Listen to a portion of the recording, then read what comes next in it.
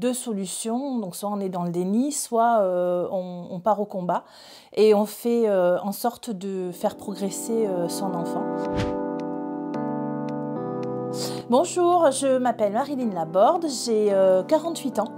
Je suis maman de deux enfants, Pierre et Louis, et je suis présidente de l'association des Extraordinaires d'Aquitaine. Elle existe déjà, mais elle n'est pas encore ouverte. Louis a été détecté à l'âge de 2 ans et demi, donc TSA, lors d'un premier rendez-vous avec un pédopsychiatre. Suite à ce rendez-vous, deux solutions, donc soit on est dans le déni, soit on part au combat et on fait en sorte de faire progresser son enfant.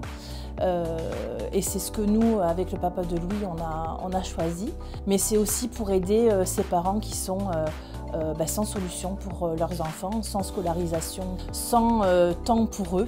Et c'est pour ça que cette association est née. Alors c'est à la fois un lieu d'accueil pour les enfants, mais c'est aussi et avant tout un lieu de répit pour les parents. Il faut savoir que quand on est parent d'un enfant différent, qu'on travaille, qu'on court partout, on est amené à se démener pour trouver des solutions et on n'a pas de temps pour soi. Et je prends souvent l'exemple du rendez-vous médical.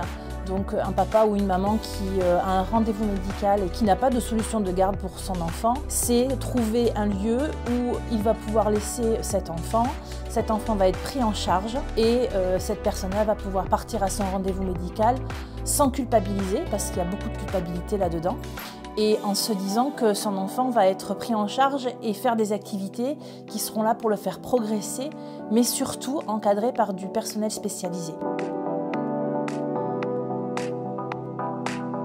Je ne veux pas en faire un lieu ni médical ni scolaire. De ce fait, je ne peux donc pas prétendre aux aides de l'État, que ce soit du ministère de l'Éducation ou du ministère de la Santé. Des solutions, il y en a, on va les trouver, on va y arriver, mais pour le moment, c'est assez long.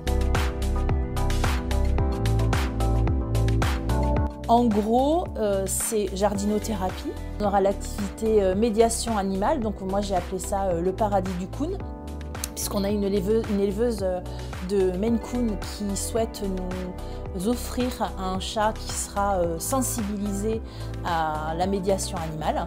Est prévu également un espace Snozellen. C'est une pièce aménagée avec des lumières, de la musique douce, du mobilier cocooning qui permet à nos enfants de se poser, de se recentrer. Un espace récréatif aussi où là il y aura plein de jeux où les enfants pourront jouer entre eux, et la légothérapie. C'est une vraie formation qui existe, donc le personnel sera formé là-dessus pour travailler encore une fois la sociabilisation, la communication. Voilà, que des activités qui permettent de faire progresser nos enfants.